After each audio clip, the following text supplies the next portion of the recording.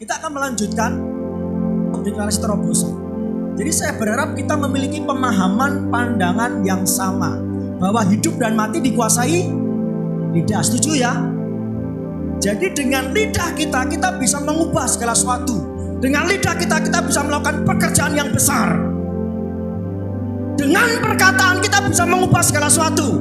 Dengan perkataan kita bisa mengubah keadaan. Dengan perkataan kita bisa mengalami terobosan demi terobosan. Amin. Itu yang kita yakini selama ini. Pastikan kita terus dalam konsep paradigma pandangan keyakinan yang seperti ini, bahwa perkataan kita bisa mengubah segala sesuatunya. Perkataan kita bisa menciptakan yang tidak ada menjadi ada. Amin. Mengubah yang tidak ada menjadi ada. Amin. Itu perkataan kita. Menerobos segala sesuatu yang tertutup. Amin. Jadi pergunakan mulutmu untuk memperkatakan firman Tuhan. Setiap firman Tuhan yang kau dengar katakan amin. Walaupun kau gak paham katakan amin. Karena itu mengubahmu. Ya, kita gak berubah karena apa? Kita gak mengaminkan firman Tuhan. Dengan perkataan intonasinya itu jangan aku undang dan aktivasi bekerjanya roh kemenangan. Ini gak akan terjadi. Tapi kan sudah ngomong Pak. Yang ngomong tapi ngomongnya bukan dari hati, bukan semangat, cuman elu ya kan? Men nanti dino kancane kebaktian. Enggak begitu. Kemarau boleh panjang, panas boleh ada, tapi kalau mulut kita memperkatakan kemenangan, maka kita berkemenangan. Kita akan berbeda dengan orang yang lain. Orang lain kepanasan, kelincatan, kita penuh damai sejahtera. Karena ucapan kita, ucapan yang penuh dengan kemenangan. Amin. Ini yang harus kita lakukan. Ketika kita memperkatakan firman, itu terobosan terjadi. Perubahan terjadi. Belum terbangun menjadi terbangun. Deklarasi terobosan yang keempat adalah aku undang dan aktivasi bekerjanya roh yang berkemenangan. Aku undang dan aktivasi. Kita tahu ya, mengundang itu ya kita mengundang roh kemenangan. Aktivasi itu mengaktifkan bekerjanya roh yang ternyata semuanya itu berawal dari roh. Spirit kita, roh kita, manusia batiniah kita yang menentukan. Apa yang kelihatan ditentukan dari yang tidak kelihatan. Itulah manusia roh, itulah manusia batiniah. Nek batiniahmu ngomong aku berkemenangan. Dari dalam hatimu sendiri sudah berkata aku berkemenangan. Maka yang kelihatan ini akan mengikuti yang tidak kelihatan. Paham? Yang kelihatan mungkin negatif, tapi karena engkau berkata aku berkemenangan, maka yang kelihatan negatif ini akan berubah seperti yang tidak kelihatan yang kita katakan menjadi positif. Amin. Mari berkata bersama-sama. Yang kelihatan ditentukan dari yang tidak kelihatan. Paham ya? Yang kelihatan ini terbentuk ditentukan dari yang tidak kelihatan. Apa itu? Roh kita. Jadi roh kita berkata apa? Jadi manusia batiniah kita, gampangannya pikiran kita itu berpikir apa? Ketika kondisi negatif, pikiranmu itu bagaimana? Ketika kondisi keadaan negatif dan pikiranmu positif, yang kelihatan kasunyatan negatif ini akan menjadi positif hanya karena pikiranmu. Amin. Hanya karena apa? Pikiran kita. Peperangan yang menentukan adalah di pikiran kita. Medan pertempuran yang menentukan itu dari pikiran kita. Kalau pikiran kita sudah positif, maka keadaan yang negatif ini akan jadi positif. Amin. Apa bisa Pak? Coba. Amin. Mari Bapak Ibu kita mulai belajar untuk memahami, mengerti, mempraktekkan apa yang kelihatan, itu ditentukan dari yang tidak kelihatan. Setuju ya? Nah, Roh Kudus membuka mata hatiku untuk selalu berjalan di jalan-jalannya dan melihat bekerjanya tangan kedaulatan Tuhan atas hidupku. Kedaulatan Tuhan artinya hidup kita ini dalam kuasa, kendali, kontrol kedaulatan Tuhan. Jadi hidup kita ini dalam kuasa Tuhan, itu namanya kedaulatan Tuhan. Kalau kuasa Tuhan menyertai kita, kalau kuasa Tuhan mengontrol hidup kita, maka kita berkemenangan. Setuju? Kenapa kita nggak berkemenangan? Karena kedaulatan Tuhan, kuasa Tuhan tidak menguasai kita. Jadi pastikan setiap hari kita deklarasikan, Roh Kudus membuka mata hatiku untuk selalu berjalan di jalan-jalannya dan melihat bekerjanya tangan kedaulatan Tuhan atas hidupku. Jadi mata hati kita terbuka. Mata hati itu sesuatu yang tidak kelihatan. Betul?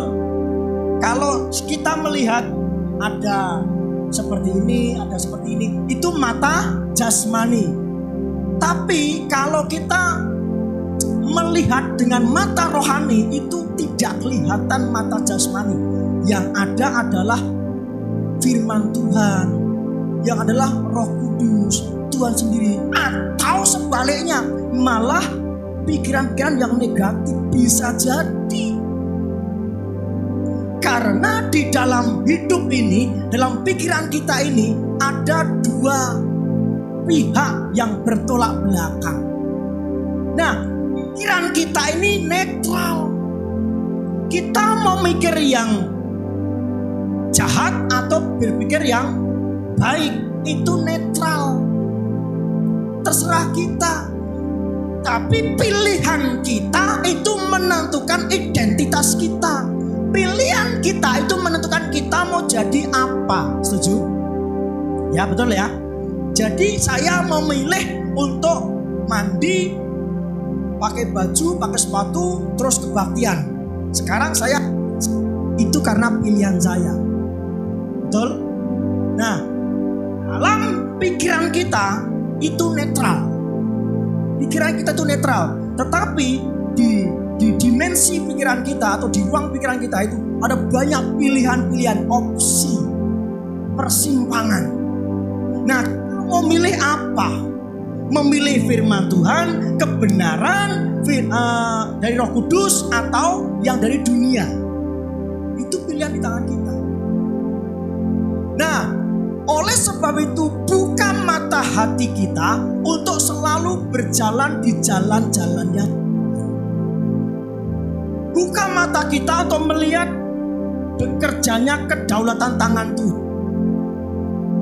Ya. Jadi yakini aku ada dalam kedaulatan Tuhan. Jadi kedaulatan Tuhan itulah yang menguasai kita. Kalaupun toh kita dalam kondisi yang negatif, kalau itu dalam kedaulatan Tuhan, kita aman-aman saja kok. Setuju ya? Kalaupun toh kita dalam keadaan negatif, tetapi di dalam kedaulatan Tuhan, kita aman-aman saja. Kalaupun toh kita ke neraka bersama Yesus, mau enggak? Bapak Ibu ke neraka bersama Yesus, mau enggak? Tidak. Engkau ke surga tapi bersama iblis, mau enggak? Tidak. Artinya begini, senegatif apapun hidup kita, seberat apapun tantangan hidup kita, sesulit apapun keberadaan kita, selama bersama-sama dengan Tuhan, kita akan aman. Sedamai sejahtera apapun hidup kita, semuanya tercukupi dalam kehidupan kita. Tapi kalau disertai iblis, itu bahaya. Benar gak? Coba istilahnya tadi, saya rela masuk neraka asal bersama Yesus.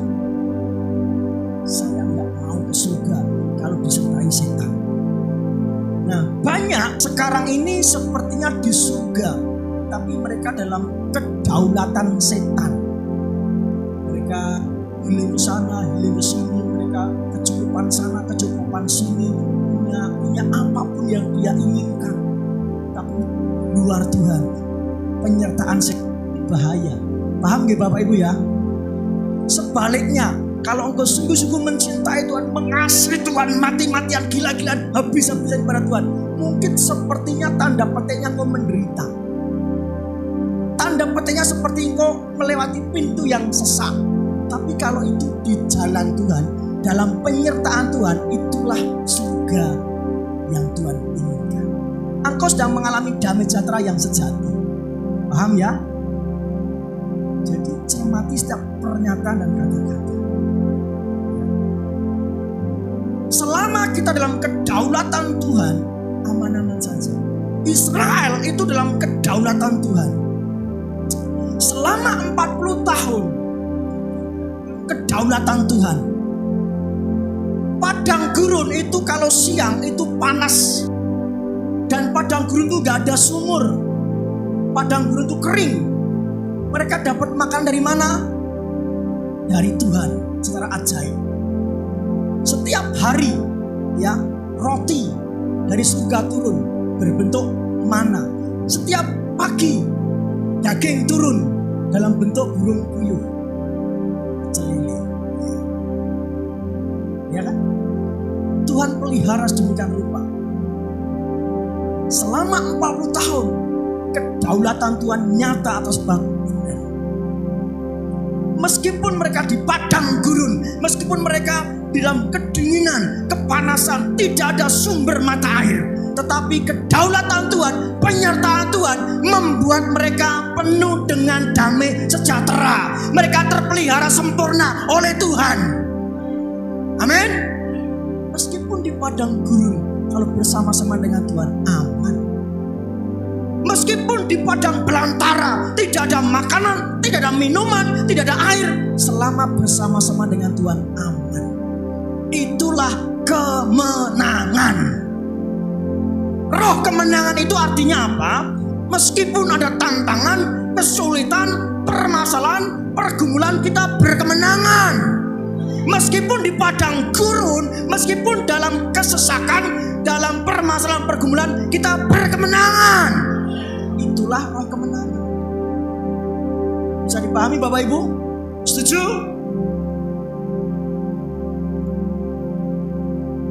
Roh Kudus memastikan diriku selalu menikmati hal-hal yang terbaik yang memang Bapa sudah sediakan bagiku. Katakan amin. Setuju? Pelan-pelan renungkan, resapi, dan maknai dengan sungguh. Roh Kudus memastikan diriku selalu menikmati hal-hal yang terbaik yang memang Bapa sudah sediakan bagiku. Terbaik. Katakan bersama-sama. Terbaik. Sudah bisa dipahami? Jadi Roh Kudus memastikan diriku. Jadi Roh Kudus itu memastikan, kamu itu bisa menikmati yang terbaik dari Bapa yang memang Bapa sudah sediakan bagimu. Itu yang memberikan kepastian siapa? Roh Kudus. Aku Roh Kudus sedang memastikan bahwa Allah itu menyediakan yang terbaik bagimu. Paham? Jadi kalau Roh Kudus mengatakan seperti itu, kita percaya enggak? Kalau Roh Kudus yang memastikan itu kepada kita meyakini enggak? Ayo kita belajar meyakini ya.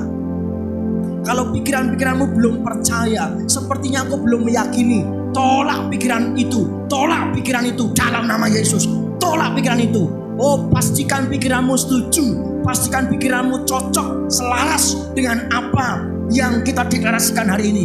Yakinkan dirimu bahwa engkau berhak menerima yang terbaik dari Bapa, karena memang itu yang Tuhan sediakan dalam hidupmu. Imajinasikan, perkatakan, ya engkau berhak menerima yang terbaik dari Bapa. Engkau berhak menerima yang terbaik dari Bapa. Setiap hari aku berdoa dalam nama Yesus. Aku mendeklarasikan yang terbaik dari Bapa engkau terima.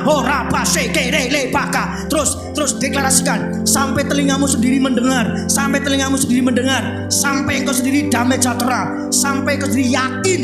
Berkata-kata jangan diam, berkata-kata jangan diam. Rapa sekerepe, terobosan demi terobosan pasti terjadi, terobosan demi terobosan pasti terjadi. Rapa sekerepe, Roh Kudus memastikan untuk aku melihat bahwa Bapa menyediakan yang terbaik yang memang engkau sediakan dalam hidupku.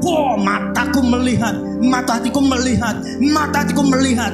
Sesuatu yang terbaik setiap hari aku nikmati.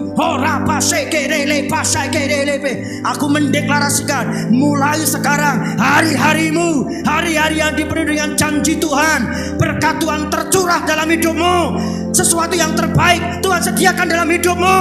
Hari-harimu penuh kemenangan, penuh kebaikan, penuh kelimpahan yang Tuhan sediakan.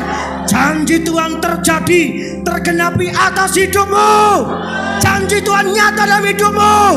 Karena engkau memperkatakan janji itu, terjadilah dalam hidupmu. Mari katakan bersama-sama, mulai hari ini aku berketetapan untuk mendisiplin mulutku hanya untuk memperkatakan janjimu, sehingga yang terbaik yang Tuhan janjikan terjadi, tergenapi atasku. Terjadilah atasku. Sorak-sorai buat Tuhan kita. Amin. Amin. Jadi pastikan ini menjadi deklarasi kita setiap hari. Pak, saya sedang menghadapi masalah, Pak. Oke. Saya sedang menghadapi pergumulan, Pak. Oke. Saya sedang mengalami sakit penyakit, Pak. Oke. Saya sedang mengalami kekurangan uang, Pak. Oke. Tapi katakan, kunci dengan mulutmu, sesuatu yang terbaik dari Tuhan sudah sediakan. Amin. Senegatif apapun hidupmu, kendalikan itu dengan perkataanmu. Sesuatu yang terbaik Bapa sediakan itu memang nyata, real, aku genapi dalam hidupku. Amin. Semua berawal dari mana? Perkataan. Kendalikan dengan perkataan kita. Perhatikan saja, tembok yang 14 meter kurang lebih, tebalnya 6 meter, roboh dengan sorak-sorai. Amin. Jadi Bapak Ibu, saya harap tadi ketika ngomong seperti itu, ada sesuatu yang jebol dalam hati kita. Ada yang merasakan penjebolan rohani? Di sininya itu meledak gitu. Amin. Ada? Kalau belum berarti maafkan saya, aku gak sungguh-sungguh. Kalau aku hanya biar aku ngomong terus bareng ngomong ya orang perubahan, Pak, maafkan saya, aku gak sungguh-sungguh. Aku menjalani keseharianku dari titik kemenangan Kristus atas iblis, dosa dan maut. Aku selalu menikmati aliran sukacita dan sorak-sorai kemenangan dalam kehidupanku. Yes. Aku menjalani keseharianku dari titik kemenangan Kristus. Dari titik apa? Kemenangan Kristus. Atas apa? Iblis, dosa, dan maut. Atas apa? Iblis, dosa, dan maut. Dengan katakan dengan tegas. Dengan apa? Iblis, dosa, maut. Sekali lagi. Atas apa? Iblis, dosa, dan maut. Kita mengawali kehidupan dari titik kemenangan ini. Kristus sudah menang atas iblis, dosa, maut. Bangkit dari kematian itu menunjukkan bahwa dia sudah menaklukkan iblis, dosa, maut. Nah, kita harus mengawali dari titik di mana kemenangan Kristus ini. Kita harus mengawali kehidupan sehari-hari kita dari titik awal kebangkitan Kristus yang sudah menaklukkan iblis, dosa, dan maut. Amin. Sehingga kehidupan kita tidak ada di dalam iblis, dosa, dan maut. Tidak dalam kedaulatan iblis, dosa, maut. tetapi kita di dalam kedaulatan kemenangan Kristus. Paham Bapak Ibu? Saya minta tolong Martin sama ini Pak Dian yang di depan saja. Sini Pak Dian sama Martin sebelah sana. Ya. Ya. Posisi saya di sini, kurang satu ini. Belsasar sini. Ya. Supaya jelas. Ini posisinya Belsasar ini 0. Ini Martin ini berarti kalau di kanan plus ya Bapak Ibu ya. Plus kalau di kiri min ya. Belsasar ini posisinya 0, netral. Nah, ketika posisinya seseorang itu masih di luar Kristus, minus. Semua manusia dalam dosa, minus. Paham ya? Tapi begitu Kristus menanggung dosa umat manusia, dia bangkit dari kematian, bangkit dari kubur, dan orang percaya kepadanya, dia dijadikan ciptaan yang baru. Yang lama sudah berlalu dan yang baru sudah datang. Sehingga orang ya ini dia mengawali hidup dari titik kemenangan Kristus atas apa? Iblis, dosa, maut. Martin ini mengawali hidupnya dari titik kemenangan Kristus. Setuju? Bukan lagi di sana. Ngerti nggih? Jadi posisinya Martin ini posisi yang berkemenangan. Amin. Kira-kira masih ada nggak orang Kristen yang posisinya di sini? Dia Kristen, dia neng gereja, tapi posisinya di sini. Tidak berkemenangan, tapi justru dalam kedaulatan, dalam kuasa, dalam cengkraman iblis, dosa dan maut. Di sini masih ada nggak kira-kira? Saya berdoa itu tidak terjadi atas hidupmu, tidak ada dalam hidupmu. Kematian, dosa, maut sudah dihancurkan dalam nama Yesus. Oleh sebab itu awalilah hidupmu di titik awal kemenangan Kristus. Paham ya Bapak Ibu ya? Aku menjalani keseharianku dari titik kemenangan Kristus atas iblis, dosa, dan maut. Aku selalu menikmati aliran sukacita. Bukan hanya begitu saja, tapi si Martin ini yang sudah mengawali di titik kemenangan Kristus ini, dia menikmati aliran sukacita dan sorak-sorai kemenangan. Amin. Hidupnya selalu berkemenangan.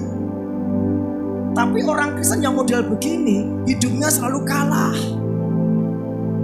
Karena dia tidak mengawali dari titik kemenangan Kristus yang menaklukkan iblis, dosa, dan maut. Paham ya Bapak Ibu ya? Saya berdoa Bapak Ibu masuk di sini. Bisa katakan amin?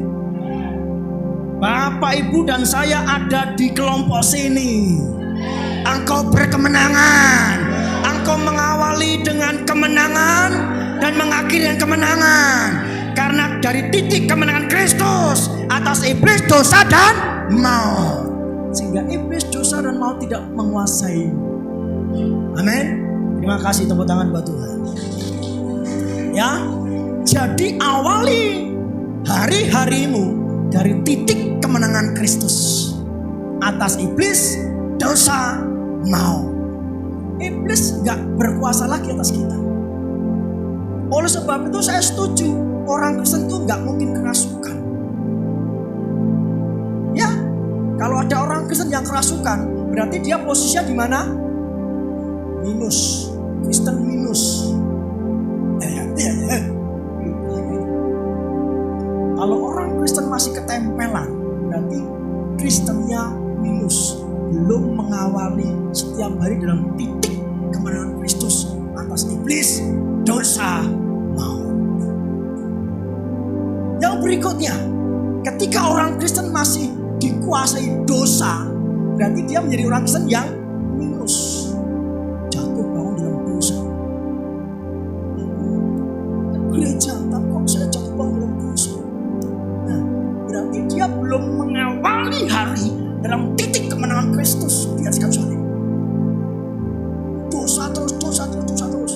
Mari Bapak Ibu kita deklarasikan setiap hari. Aku mengawali hari-hariku dari titik kemenangan Kristus atas iblis, dosa, dan maut. Amin.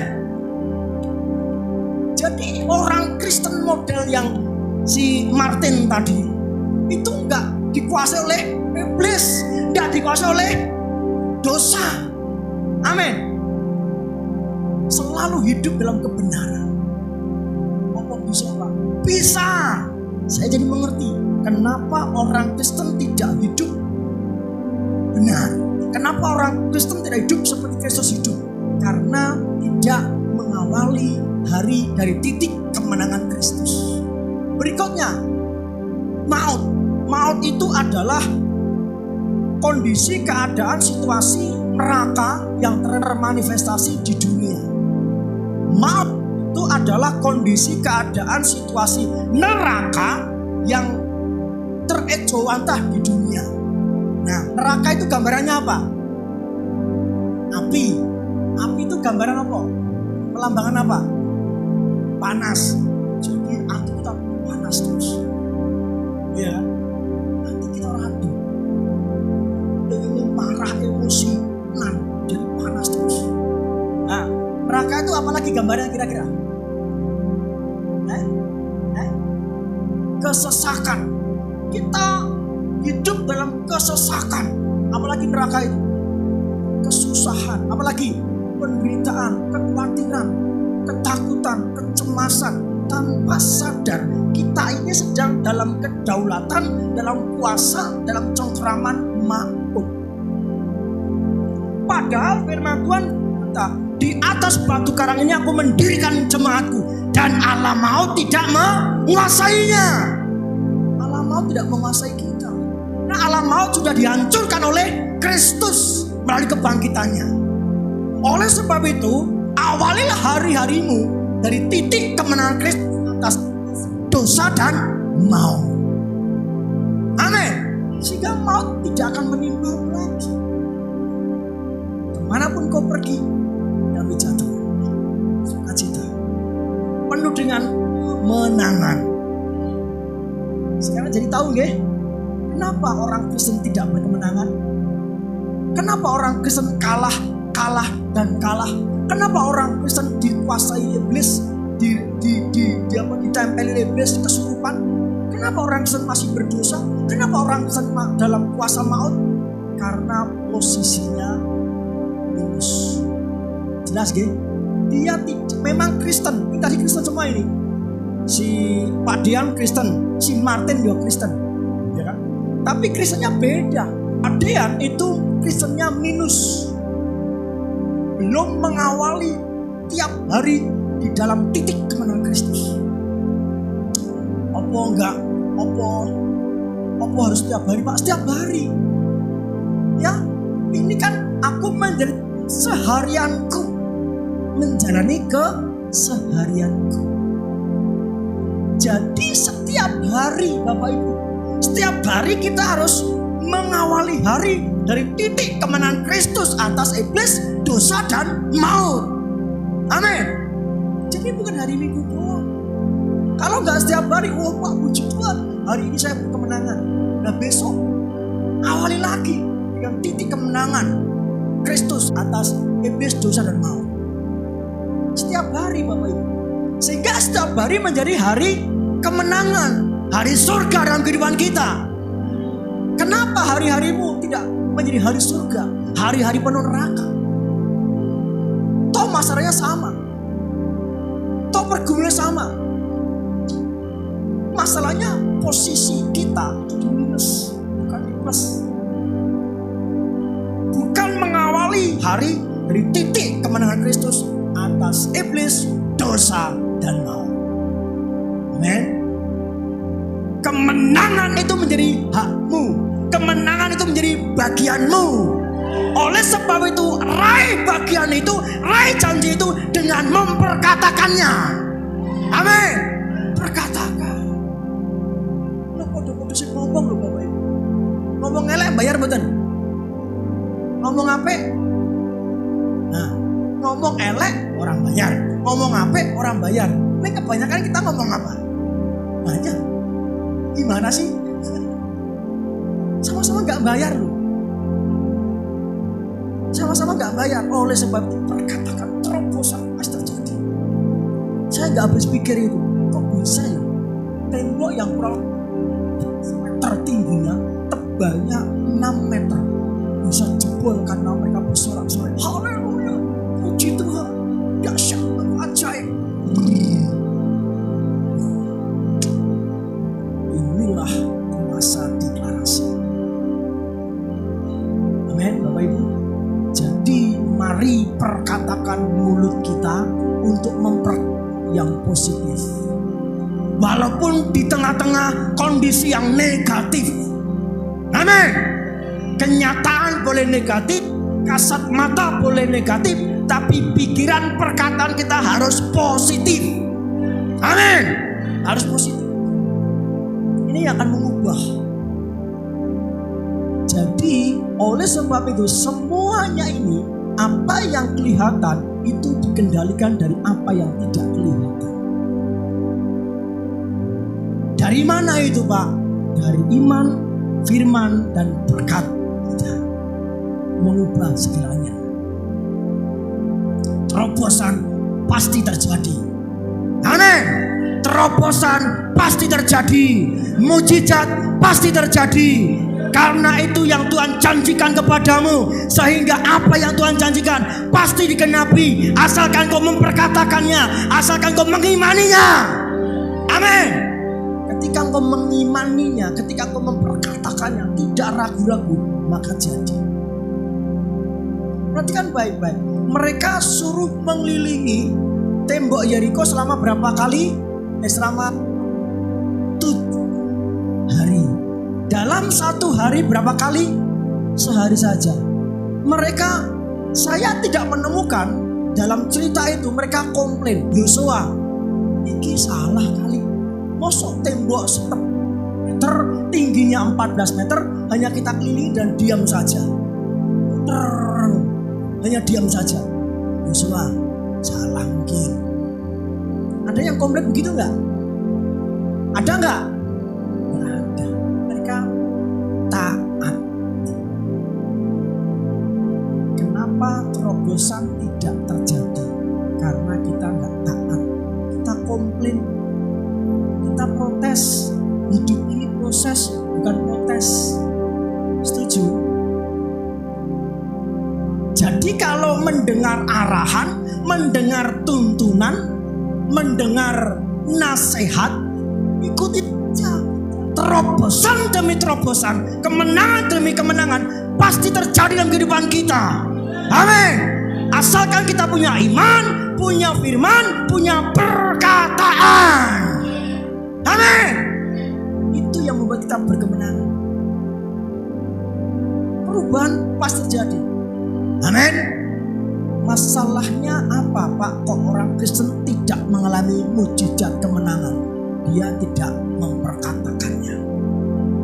Nah, masalahnya kenapa tidak memperkatakannya, Pak? Karena pikirannya itu campur baur. Karena pikirannya itu ada banyak pikiran-pikiran yang lain.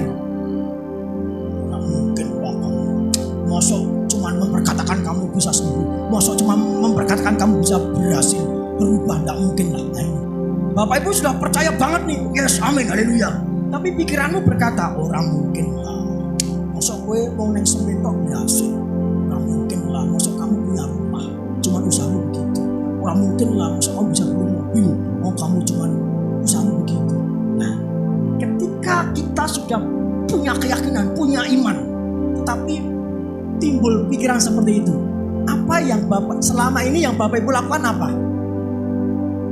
Jangan nanti, yang selama ini Bapak lakukan apa? Lanjutkan atau berhenti? Selama ini begitu. Jadi masalah berikutnya adalah selain kita tidak memperkatakan firman, yang berikutnya kita sudah terintimidasi dengan pikiran kita sendiri. Nah ini intimidasi, pengaruh terpengaruh dari pikiran kita sendiri yang tidak percayakan firman Tuhan, ini yang membuat mujizat tidak terjadi. Oleh sebab itu, singkirkan pikiran-pikiran itu. Jadi, apa yang kelihatan ini sangat dipengaruhi, ditentukan dari yang tidak kelihatan, yaitu iman, perkataan, dan firman. Pastikan itu terus mengawali hari kita. Mungkin hari itu engkau sudah dibayang-bayang masalah yang begitu besar, kebutuhan yang begitu banyak. Tapi pastikan engkau punya iman, pastikan kau punya perkataan, pastikan kau punya firman untuk menghadapi hari itu. Sehingga engkau berkemenangan. Sehingga roh kemenangan ada dalam dirimu, bukan roh kekalahan. Sehingga posisimu adalah di plus, bukan di minus. Engkau mengawali hari, titik kemenangan Kristus atas iblis, dosa, dan maut. Engkau berkemenangan. Engkau bukan lagi takut dengan iblis, dengan dosa, dengan maut. Tapi iblis, dosa, dan maut justru ketakutan menghadapimu, tidak nempel kepadamu. Ya, jadi Bapak Ibu, pastikan engkau ada dalam roh kemenangan, sehingga jalan yang kau lewati tidak ada yang perlu kau saya mbah klakson dulu. Ya nanti klakson kau mati motore. Oh jembatan piangker nih saya mbah, tidak perlu begitu. Siapa yang masuk suka begitu? Bertobat. Ya, wah ini kayak angker lu. Nah lewat kono kudu klakson tim. Kayak orang kok ada kecelakaan. Simbol so bahaya ini, nggak usah begitu. Amin. Ayo kita baca bersama-sama ya. 1, 2, 3. Aku menjalani keseharianku dari titik kemenangan Kristus atas iblis, dosa, dan maut. Aku selalu menikmati aliran sukacita dan sorak-sorai kemenangan dalam kehidupanku. Jadi sukacita itu mengalir dari hidup kita. Kemenangan sudah Tuhan berikan kepada kita. Janjinya itu janji pasti ditepati. Saya suka sekali firman Tuhan dalam Yosua itu. Segala yang baik yang dijanjikan Tuhan kepada kaum Israel, tidak ada yang tidak dipenuhi, semuanya terpenuhi. Kaum Israel ganti nama Bapak Ibu, paham gak? Kertas gak? Jadi nanti kalau pas baca kaum Israel diganti asmo jenengan, nama Bapak Ibu, paham gak? Yuk kita ganti ya. 1, 2, 3. Dari segala yang baik yang dijanjikan Tuhan kepada Wisnu, tidak ada yang tidak dipenuhi, semuanya terpenuhi. 1, 2, 3. Dari segala yang baik yang dijanjikan Tuhan kepada Wisnu, tidak ada yang tidak dipenuhi, semuanya terpenuhi. Tepuk tangan buat Tuhan.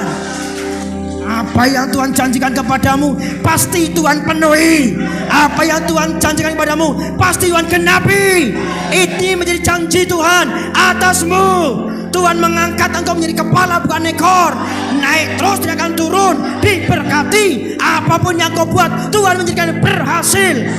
Tidak ada sakit penyakit, kekurangan, kemiskinan di antaramu. Tuhan memberikan hidup dalam segala kelimpahan. Kelimpahan sukacita, kelimpahan kemenangan, kelimpahan kekuatan, kelimpahan pengenalan akan Tuhan ada dalam hidupmu. Amin. Janji Tuhan atas hidupmu tidak pernah tidak Tuhan tepati. Tuhan pasti tepati.